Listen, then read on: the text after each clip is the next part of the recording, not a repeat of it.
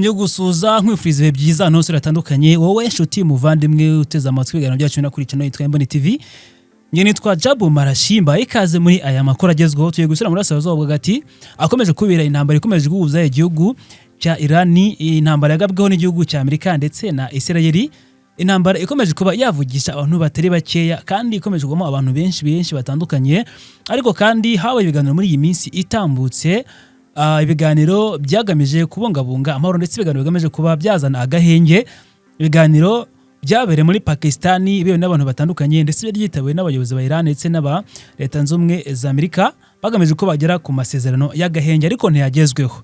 Gusa inkuru suko atagezweho, ahubwo inkuru nuko ari ibisigisi byakoze kuvuga nyuma yaho, kuko kugeza uyu munsi tuvugana Amerika yatangiye kohereza amato yayo y'intambara mu muhora Hormuz menshi cyane kuba yanyura muri uyu muhora. Gusa nakwibutsa ko mbere yuko basohoka muri biganiro byatangiye kuvuga yuko hari amato y'intambara ya leta z'umwe za Amerika yoherejwe mu muhora Hormuz kugira ngo atangire gutegura mine zitandukanye ziri muri uyu muhora, kubera ko byatekezwa yuko ngo kuba uyu muhora Hormuz utarafunguwe ngo nukubera yuko uyu muhora Hormuz urimo mine cyangwa se mine zitandukanye zatabwemo n'igihugu cya Iran.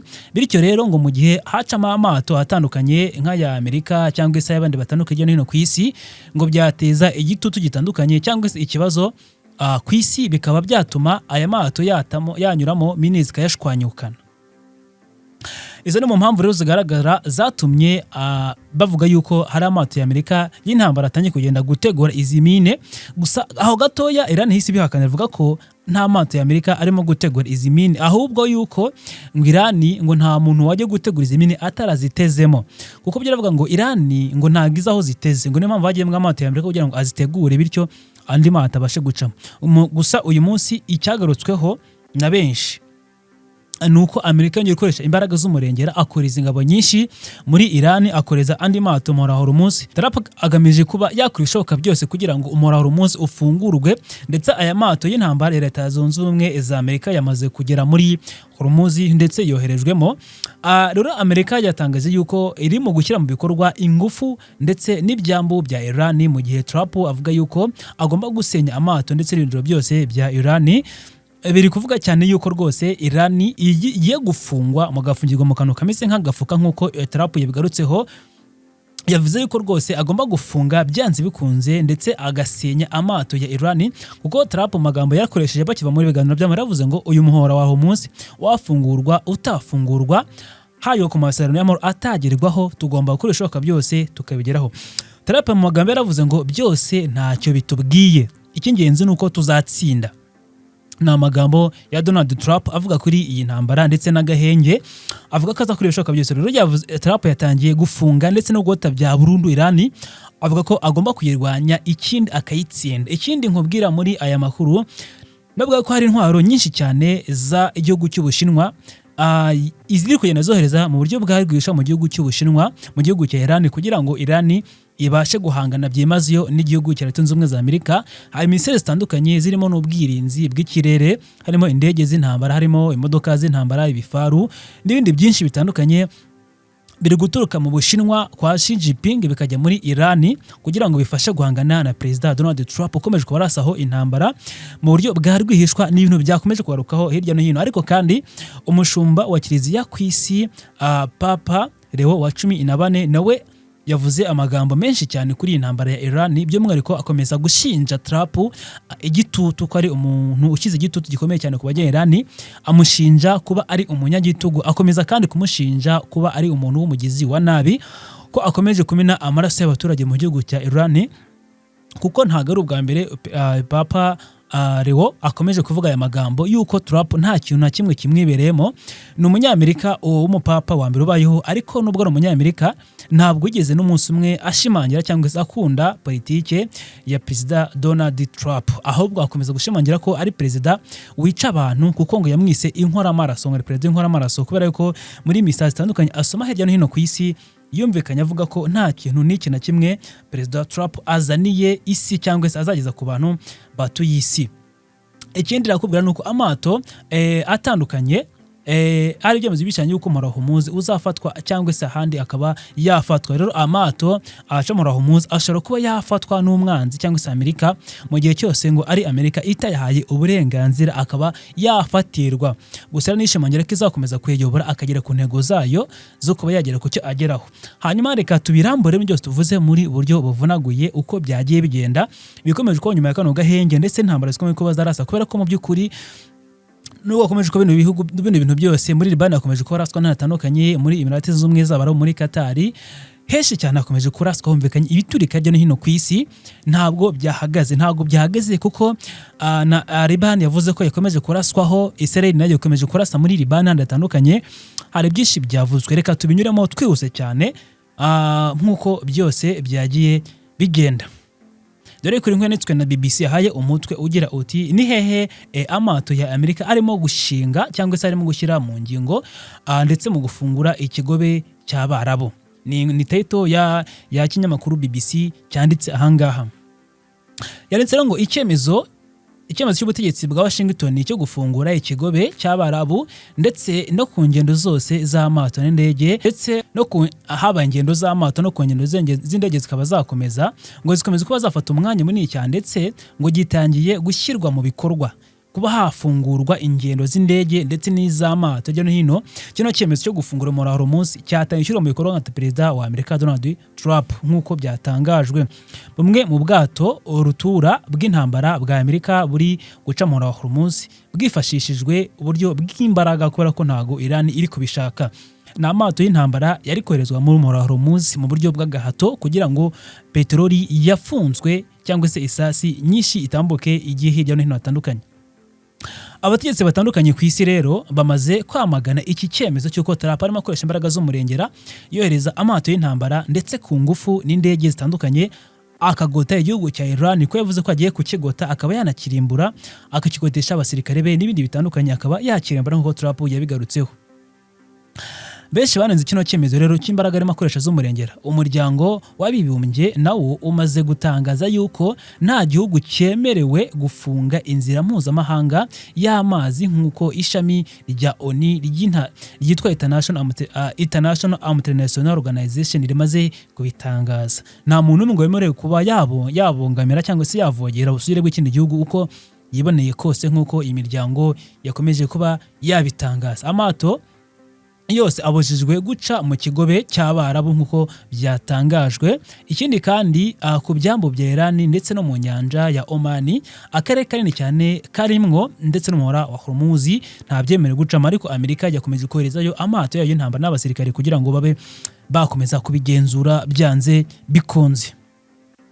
Amashusho rero amashusho y'ibyogajuru yifashishijwe ku wa gatandatu yerekanye ubwato rutura bw'intambara bwa Amerika bwitwa USS Abraham Lincoln butwaye indege z'intambara buri mu ntangiriro z'uburengerazuba bw'inyanja ya Oman muri ibirometero bigera kuri 200 mu majyepfo y'umwaro wa Iran yoherezwa muri Iran kugira ngo ahangane na kino gihugu.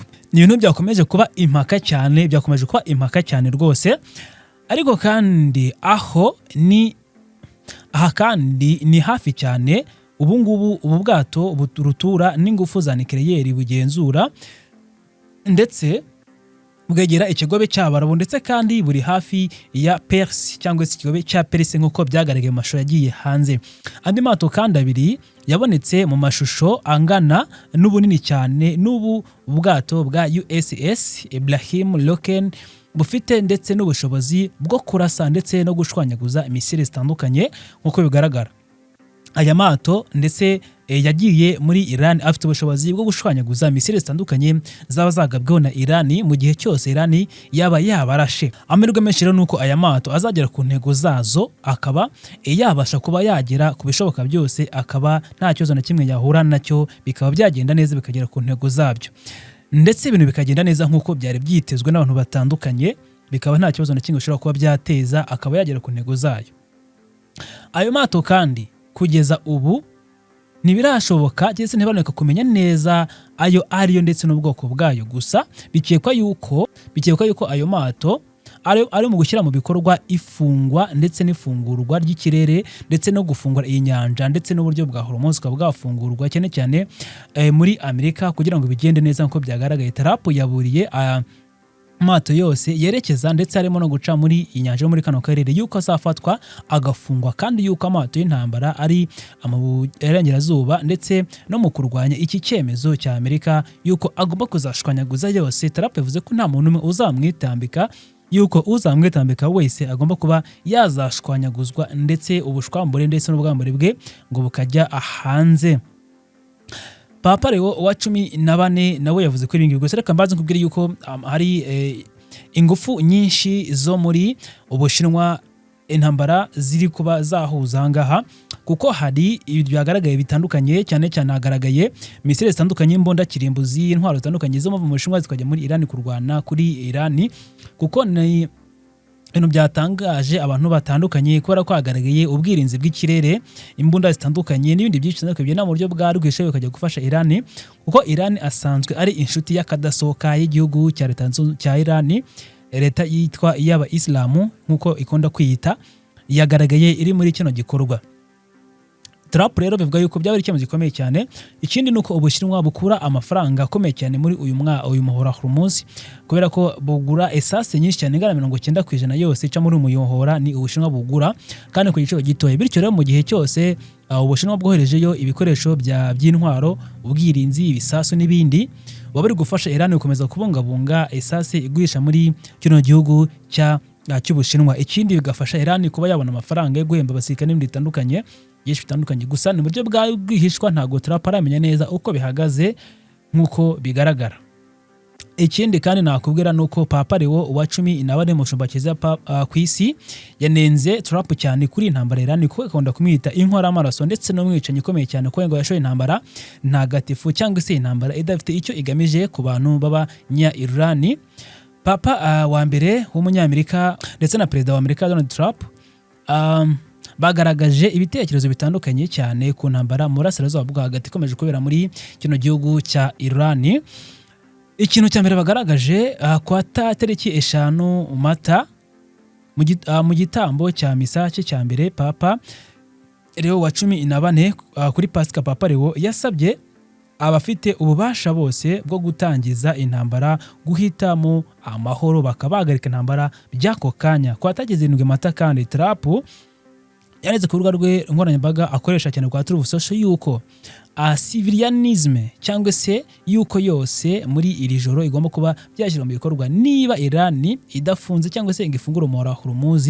Nyuma ya Papa Leo yabwira abanyamakuru ati uyu munsi hari iki kibazo ndetse cy'iterabwoba ku baturage bacu bose ba Iran, kandi yuko ntabwo byemewe. Ni ibintu byakomeje kuvugisha benshi. Kwa tariki 11 Mata kandi ubwo ubutumwa bwa Iran ndetse na Amerika zahoraga mu biganiro byo guhagarika intambara, Papa Leo yasabye umuryango mpuzamahanga guhagarika ubusazi bw'intambara. We yabyise ubusazi rwose kubahagarika.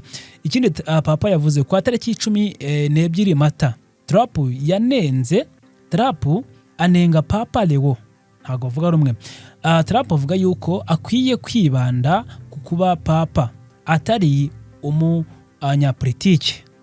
Ashinja kandi Papa gukora ubuhezanguni. Papa akunda kumushinja ko rwose ubuhezanguni. Mu butumwa aburebure yanditse ku mbuga nkoranyambaga, Trump avuga yuko Papa Leo akwiriye gushima ndetse akwiriye kongeraho ati iyo ntaza kuba ndi muri White House, Papa Leo wa 14 yari kuba ari i Vatican. Ni ibyo ngibyo bagiye bandika. Guzirwa kandi amato atandukanye ariko kumeza kwerekeza hino muri Hormuz nkuko byagiye bitangazwa. Abasikare ba Amerika, izikajya Amerika cyatangaje yuko kiri gushyira mu bikorwa ndetse ibikorwa byo no guhagarika ibikorwa byose byo mu kigobe bya Oman ndetse no mu nyanja y'Abarabu mu burasirazuba bw'umuhora wa Hormuz, kandi yuko ibi ngibi bizafasha mu bikorwa bikomeye cyane ndetse bikazafashwa mu mato yose atwarwa mu bintu bitandukanye, ariko bigafasha Amerika mu kuba yakwindira umutekano ndetse ikaba yazamuka mu bukungu bwabyo. Nk'uko bigaragara rero mu nyandiko yoherejwe n'ingabo za Amerika yatangajwe n'ibiro ntaramakuru bya Reuters nibyo byabigaragaje. Inyandiko ivuga yuko Const.com iburira yuko amato yinjira cyangwa se asohoka mu gace kari kafunzwe nta burenganzira agashobora gufatwa. Ikindi yuko kujyanwa ahandi ndetse no gufungwa nabyo bishobora kuba byaba ikibazo.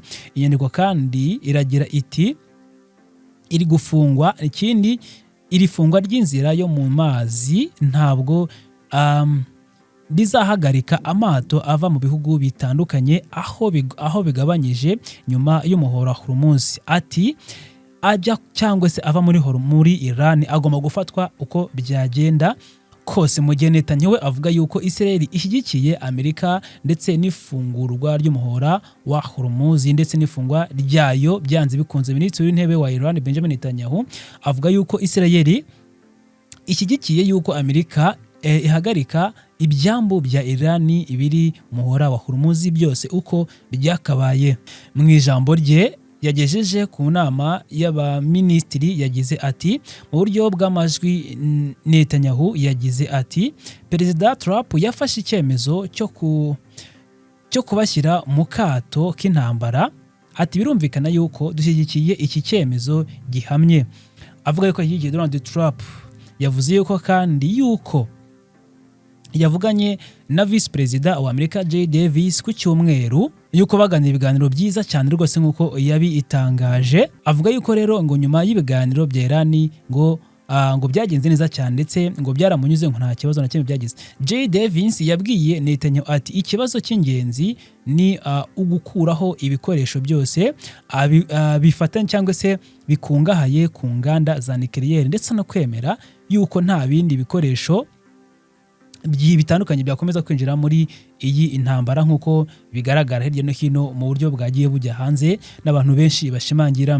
Ati kandi bigamije no kwemera yuko nta bindi bikoresho byaza muri humura nk'uko ijambo rye ryabigaragaje no muri video yashyize hanze.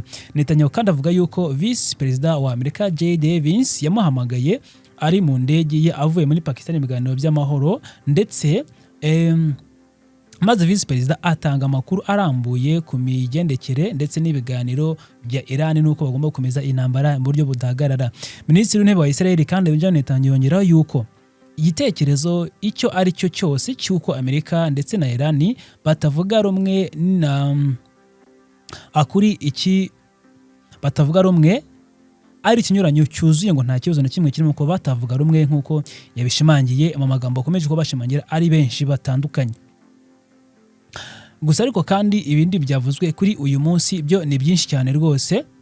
Nuko havuzwe kandi ko gufunga amato rero ibijyanye no gufunga amayira y'amato ndetse n'indege bivuze iki kandi Amerika irabikorera iki muri iki kigobe cy'Abarabu nk'uko bigaragara. Iki Amerika iri kubikorera ni iki gikurikira. Inyandiko isobanura igikorwa cy'ingabo za Amerika ndetse zimaze zikorera mu mazi yatangajwe muri 2022 isobanura ugufunga inzira y'amazi muri uburyo bukurikira. Igikorwa cya gisirikare cyo kubuza kwinjira cyangwa se gusohoka kw'amato cyangwa se indege bihurira muri byose cyangwa se muri ikino kigobe cy'Abarabu byaba anyuzwa cyangwa se ibyemewe cyangwa se bitemewe, yaba agizwe cyangwa se ari ubutazwi cyangwa se adafite aho abogamiye mu byambu. Ikindi nuko ibibuga by'indege cyangwa se ahandi ku mwaro hasanzwe hafitwe cyangwa se hafashwe na leta y'umwanzi nk'uko bigarukaho. Ishami rya Amerika rizwi nka US Central Command irisa naho rikurikiza izo gahunda zose zagiye zo kubafungura umuhora Hormuz. Ashaka kandi kuvuga yuko akarere k'ikigobe cya Perse karimo ndetse n'umuhora Hormuz agomba gufungurwa.